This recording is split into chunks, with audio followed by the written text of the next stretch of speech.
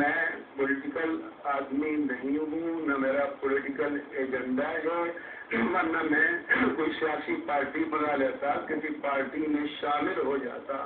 میں اکیڈمک آدمی ہوں اور میں دینی امور میں اپنا دینی فریضہ انجام دیتا ہوں۔ اچھا مفتی صاحب، عید منانے کا معاملہ تو اب گزر گیا نا، لیکن اب تو معاملہ اگلے مرحلے میں داخل ہو گیا ہے، اور اگلا مرحلہ مجھے کوئی بات تو کرنے دینا، اس کا پوری بات تو مجھے کرنے دینا، آپ یا نہیں کرنے دونوں کی بات سننے پہ چلتے۔ نہیں، میں آپ ہی سے سوال کر رہا ہوں نا، کیا آپ کاٹنے کی بات میں نے پہلے کہا تھا کہ میری کوئی بات ہونے۔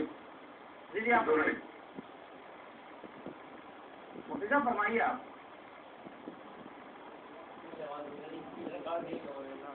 اس وقت ابتلا سے دو چار ہے، مصیبت سے دو چار ہے، بدمنی کے مسائل ہیں، اور سوات اور مالاکنڈ والوں پر کیا گزر چکی ہے۔ اس حکومت کی ذمہ داری یہ ہے کہ قدر توجہ دیں، امن و امان قائم کریں، لوگوں کے مسائل کو حل کریں۔ اس مسئلے میں انٹروین کرنے کی، مداخلت کرنے کی اصل کوئی ضرورت نہیں۔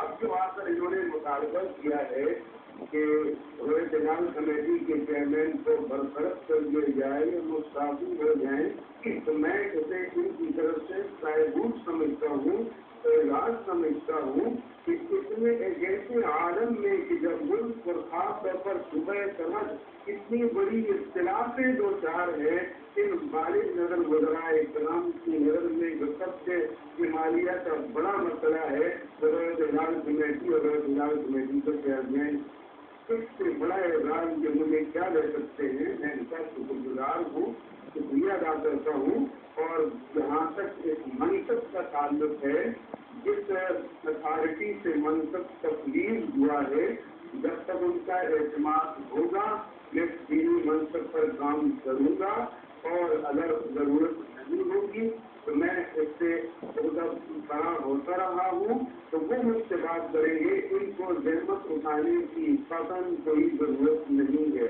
اور ان میرے دوستوں کو یہ بھی معلوم ہونا چاہیے کہ پورے اہل وطن، پورے پاکستان بشمول صوبہ سرحد کی غالب اکثریت نے مجھ پر اعتماد کا اظہار کیا ہے۔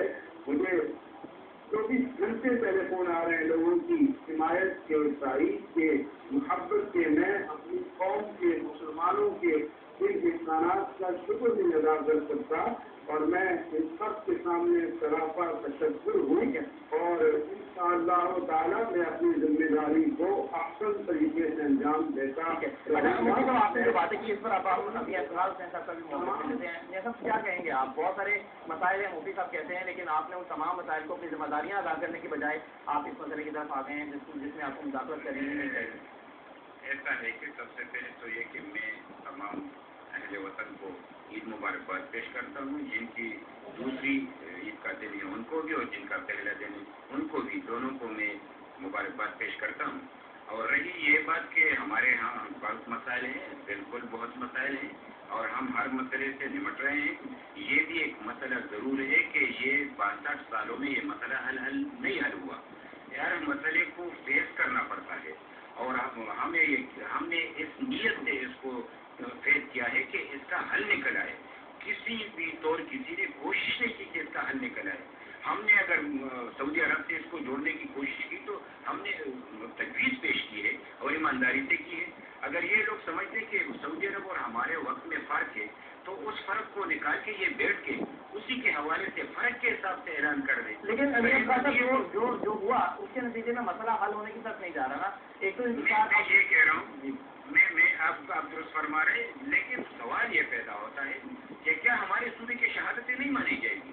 ہم کیا اس پاکستان کا حصہ نہیں ہے؟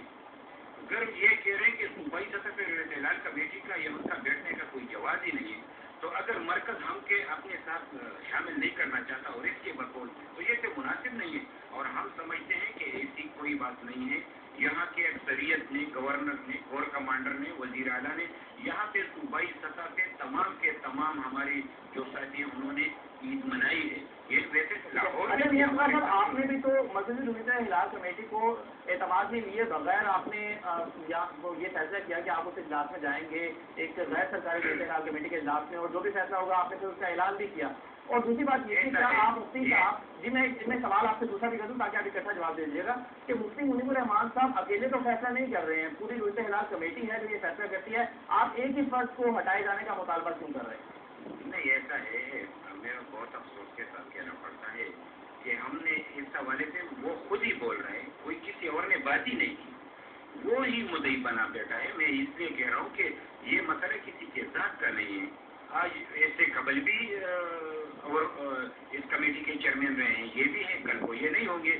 لیکن اگر ہم ایمانداری سے کہہ رہے ہیں کہ اس کمیٹی کے رولز ریگولیشن ہونی چاہیے، اگر پارلیمنٹ کے رولز ریگولیشن ہیں اور اگر وزیر اعظم صدر رول ریگولیشن کے تحت چل رہا ہے تو اس کے رول ریگولیشن ہونی چاہیے کہ اگر شرعی شہادتیں ہوں اور یہ قبول نہ کرے تو اس کا حل کیا نکالے.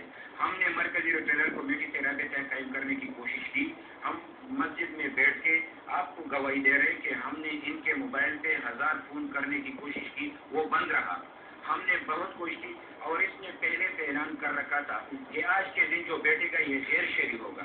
تو ہمارے پاس کوئی چارہ نہیں تھا کہ یہاں پہ علماء شرعی شہادتوں کو لے کر وہ کہہ رہے ہیں کہ عید ہے، یہ بیٹھنے بھی گوارا نہیں کر رہا. تو ہم کیا کریں؟ ہم اس میں بجائے اس کے ہم آج بھی کہہ رہے ہیں کہ یہ بات رولز ریگولیشن ہونی چاہیے رویہ ہلال کمیٹی کے لیے کہ کوئی بھی اگر شرعی گواہوں کو قبول نہ کرے، شہادتوں کو قبول نہ کرے تو اس کا کیا کیا جائے. ٹھیک ہے. اگر میاں صاحب ہم مفتی منیب الرحمان صاحب سے بھی آپ کے جواب میں موقف لے لیتے ہیں. مفتی صاحب اگر شرعی شہادتیں آ رہی ہیں جس طرح کہ میاں فقار صاحب کہہ رہے ہیں تو اس کو ماننے کے لیے پھر کس طریقہ کیا ڈھونڈا جائے اور اس مسئلے کا مستقل حل نکالا کیا جائے؟ کیونکہ اس سے تو آپ کی جانب سے بہت سارے حملے کیے گئے ANP پر، ANP کی جانب سے بھی اب مطالبہ سامنے آ گیا کہ آپ کو ہٹا دیا جائے، تو معاملہ تو مزید بگڑے گا، حل ہونے نہیں جا رہا. میں نے ان کے منشور کی کمٹمنٹ کا حوالہ دیا ہے، جو لکھا ہوا ہے منشور میں نے اپنی طرف سے کوئی چارج نہیں لگایا. نمبر 1.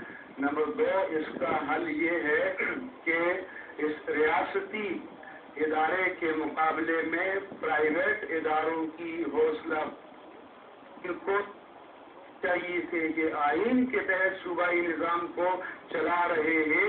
اگر ریاستی اداروں کے مقابل پرائیویٹ ادارے مقاومت کر کے کھڑے ہو جائیں تو پھر میں ان سے پوچھتا ہوں کہ پھر سوات اور مالاکنڈ کا اتنا تاریخ پاکستان کا عظیم آپریشن کرنے کی کیا ضرورت تھی اور 30 لاکھ انسانوں کو ڈسٹرب کرنے کی کیا ضرورت تھی؟ آپ کا جواب ہی یہی تھا کہ ریاست کے مقابلے میں، ریاستی ادارے اور وٹ کے مقابلے میں کسی پرائیویٹ میں چاہوں گا، ہمارے پاس وقت کی ذرا کمی ہے، آپ آخر میں یہ فرما دیجیے گا کہ اب آپ کا لاہ عمل کیا ہوگا جبکہ ANP کی جانب سے آپ کو ہٹائے جانے کا مطالبہ کر دیا گیا ہے، تو آپ کیا، اگر آپ سے مطالبہ کیا جاتا ہے تو استعفیٰ پیش کر دیں گے؟